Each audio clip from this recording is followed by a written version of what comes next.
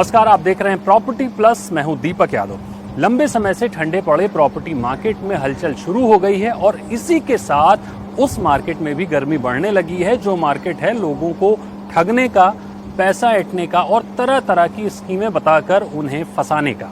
दिल्ली, गुड़गांव के समेत पूरे एनसीआर के प्रॉपर्टी मार्केट में इस वक्त एक शब्द बड़ी तेजी के साथ घूम रहा है, जो है PYP यानी पोर्ट योर प्रॉपर्टी। ये शब्द आपको सुनने में बड़ा अजीब लग रहा होगा, क्योंकि अजीब है भी। लोग अपनी पॉलिसी पोर्ट कर सकते हैं, मोबाइल फोन पोर्ट कर सकते हैं, प्रॉपर्टी कैसे पोर्ट होती है? असल में दिल्ली के कुछ डेवलपर्स उन ग्राहकों को टारगेट कर रहे हैं जिन्होंने पूरे देश में कहीं ना कहीं घर ले रखा है, उनके प्रोजेक्ट फंसे हुए हैं, पैसे अटके हुए हैं और उनके पोजीशन का कोई अता पता नहीं है। ऐसे ग्राहकों को ये वादे किए जा रहे हैं कि उनके फंसे हुए पैसों को वो डेवलपर्स वहन करेंगे अगर ये ग्राहक उनके प्रोजेक्ट में और प्रॉपर्टी ले लेते हैं तो। इतना ही नहीं, आपको ये भी वादा किया जा रहा है कि अगर आप उनके प्रोजेक्ट में घर लेते हैं तो आपको सालाना 12% का अश्योर्ड रिटर्न भी मिलेगा। अब आश्चर्य की बात यह है कि जहां एक तरफ पारदर्शिता के दावों के साथ रेरा बना, तमाम तरह के डेवलपर संगठन रियल एस्टेट में पारदर्शिता की बात करते हैं, प्रॉपर्टी मार्केट की खराब हालत की दुहाई देते हैं, ऐसे में एनसीआर जैसे मार्केट में इस तरह की योजनाएं धड़ल्ले से चलती हैं, ऑनलाइन उनका अच्छे से प्रचार होता है और सरकार इस पूरे माहौल में चैन की नींद सोती हुई नजर आ रही है और इंतजार कर रही है कि लोग वहां पर फंसें, तब जाकर कोई कार्रवाई शुरू हो।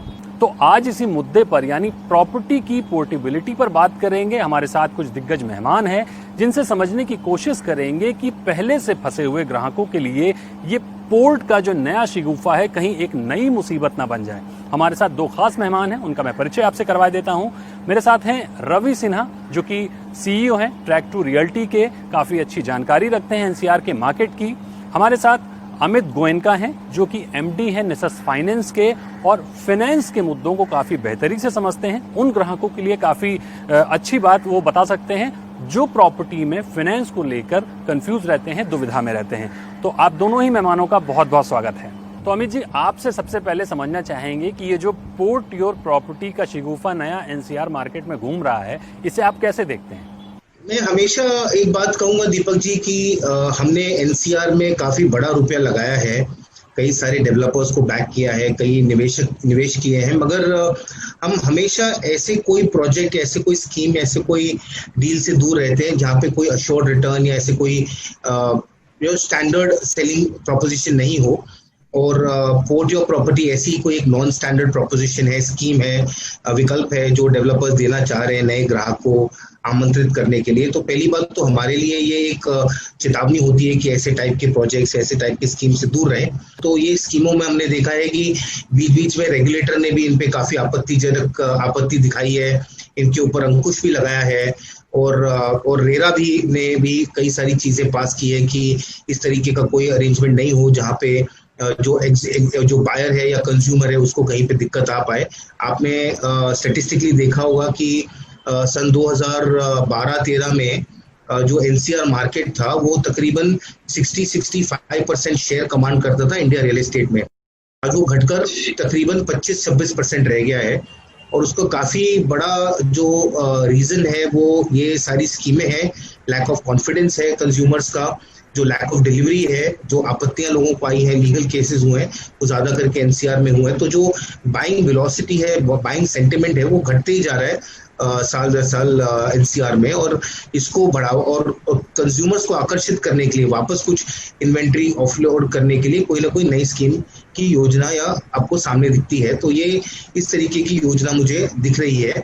और अगर इस योजना में कोई एक ऐसा पहलू हो जहां पे हमको लगे कि नहीं ये योजना ठीक है या एक्चुअल कंज्यूमर के लिए, तब तो बात समझ में भी आई। पर आज तक जो मैंने इसको समझा है या जो इन्फॉर्मेशन आगे आया है, 2-3 जो स्कीम सुनाई में देती है, उसमें ऐसा कोई मुझे पहलू नहीं लगा जहाँ पे वो कंज्यूमर का प्रोटेक्शन है, कंज्यूमर का इंटरेस्ट ध्यान में रखा जा रहा हो।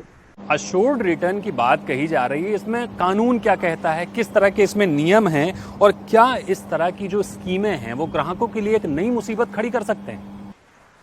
देखिए, ग्राहक को पहली बात तो अपने इस समय राइट्स और अपने पावर्स जानना बहुत जरूरी है, क्योंकि अश्योर्ड रिटर्न्स के खिलाफ सेबी ने भी रूलिंग दी है कि इसको कलेक्टिव इन्वेस्टमेंट स्कीम माना जा सकता है और रियल एस्टेट प्लेयर्स इस तरीके की स्कीम्स लॉन्च नहीं कर सकते। दूसरा, रेरा ने भी इसको अमान्यता दी है कि कोई भी अश्योर्ड रिटर्न पे आप कोई इन्वेंट्री बेच नहीं सकते। जो भी आपको डिलेड पोजेशन चार्जेस हैं या जो इंटरेस्ट है वो अंडर रेरा आप उतना ही क्लेम कर सकते हैं जी। तो अगर कोई ग्राहक इन कानूनों को नजरअंदाज करके अगर अपनी पूंजी लगा रहा है कोई इस लालच में कि मुझे कोई अश्योर्ड रिटर्न मिल जाएगा डेवलपर से, तो पहली बात तो वही ग्राहक के लिए खुद ही एक सेल्फ क्रिएटेड प्रॉब्लम या डाउट है। दूसरा, क्योंकि ये लीगली इनवैलिड है, इसके लिए कलेक्टिवली इसके ऊपर काफी कड़ी कानूनी कार्रवाई हो सकती है कई अलग अलग एजेंसीज के बतौर, अगर ये मामला लीगली परस्यू किया जाए तो इसके लिए ये जरूरी है कि पहली बात तो ग्राहक ये स्कीम में ना फंसे। और आपके इस चैनल और शो के वजह से मुझे लगता है ये इंफॉर्मेशन, ये नॉलेज और फैलेगी कि ऐसी कोई अश्योर्ड रिटर्न स्कीम, ऐसी कोई भी स्कीम में फंसे नहीं जहां पे आगे दिक्कत होगी। और दिक्कत तो होगी ही, क्योंकि जैसे अभी रवि जी ने एकदम सही समझाया कि पहली बात तो आप नॉन सेलेबल इन्वेंट्री खरीदने जा रहे हैं। अब वो इन्वेंट्री अगर कंप्लीट नहीं है तो आप अश्योर्ड रिटर्न में आप उस पर फोकस कर रहे हैं कि शायद उस पर कहीं ना कहीं उससे कॉम्पनसेशन आपका मिल जाएगा। तो आपने अगर अपनी पुरानी दिक्कत को भूलकर अब नई दिक्कत में फंसने की जरूरत कर रहे हैं ये स्कीमों के तहत।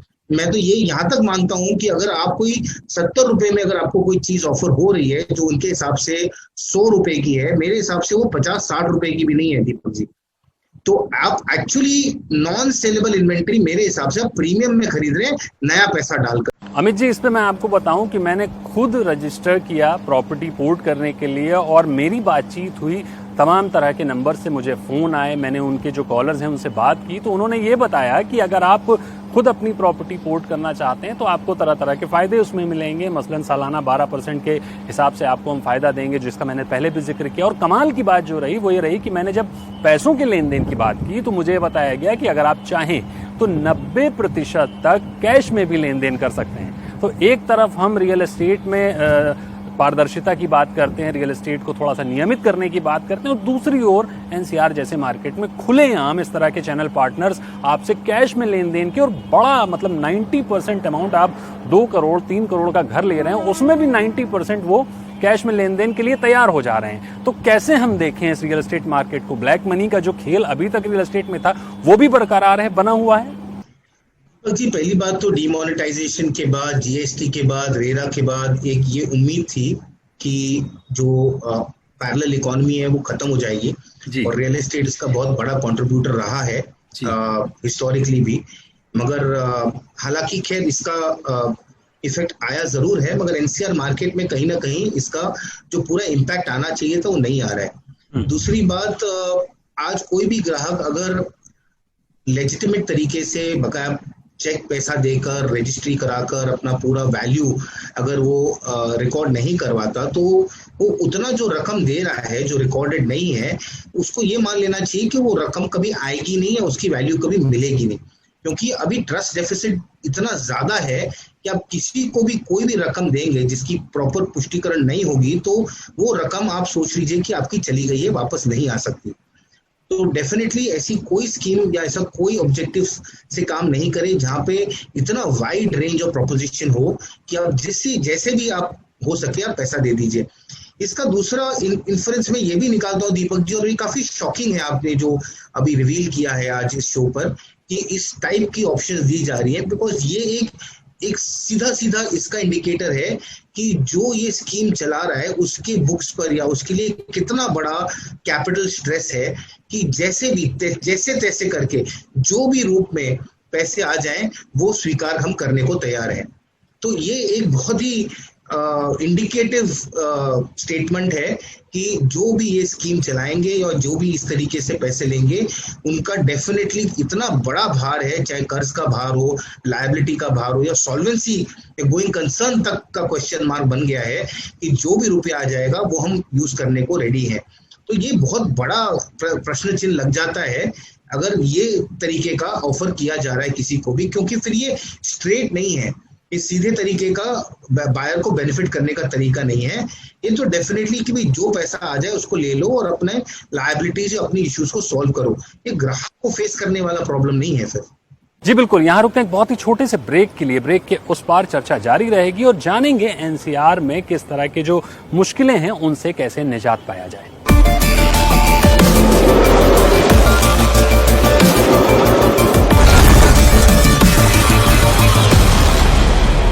Welcome back. आप देख रहे हैं प्रॉपर्टी प्लस और आज हम बात कर रहे हैं आपकी प्रॉपर्टी के पोर्ट होने की, यानी कि जिस तरह से एनसीआर में एक नया शिगुफा चल रहा है, पोर्ट योर प्रॉपर्टी, वो कितना ठीक है, उस पर आपको जाने से पहले किस तरह के विचार करने चाहिए, क्या मंथन करना चाहिए, इन्हीं मुद्दों पर आज हम बात कर रहे हैं। हमारे साथ दोनों मेहमान जुड़े हुए हैं और चर्चा को आगे बढ़ाते हैं। रवि जी, मेरा आपसे सवाल ये होगा कि क्यों रेरा या तमाम तरह की जो अथॉरिटीज है वो इंतजार करती हैं कि लोग पहले फंस जाएं तब उनका रोल शुरू हो? क्यों ऐसा नहीं होता? क्यों ऐसी मुस्तैदी नहीं करती हैं सरकारें कि ग्राहकों की फंसने की नौबत ही ना आए, पहले से इतनी मुस्तैदी हो कि ग्राहक के पैसे फंसने से पहले ही बच जाएं?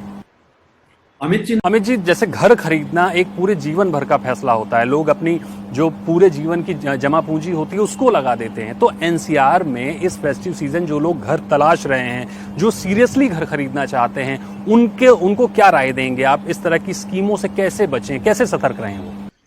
दीपक जी, बहुत बढ़िया सवाल है और जरूरी भी है इस टाइमिंग पर, क्योंकि आपने सही बताया कि फेस्टिव सीजन है, दिवाली दशहरे का सीजन है, तो घर खरीदने की एक उम्मीद रहती है इस समय। पहली बात तो आपको अगर ready to move in inventory मिले तो उसी पर फोकस करना जरूरी है, क्योंकि कंस्ट्रक्शन का रिस्क जो है वो बहुत बड़ा है इस समय, और सिर्फ एनसीआर में नहीं, पैन इंडिया पे बहुत बड़ा रिस्क है, क्योंकि लेबर की अवेलेबिलिटी, मटेरियल की अवेलेबिलिटी, कैपिटल की अवेलेबिलिटी, जो एक रिसोर्सिंग इशू है वो पैन इंडस्ट्री है, और एनसीआर में तो बहुत ज्यादा एक्सेलरेटेड है वो इशू।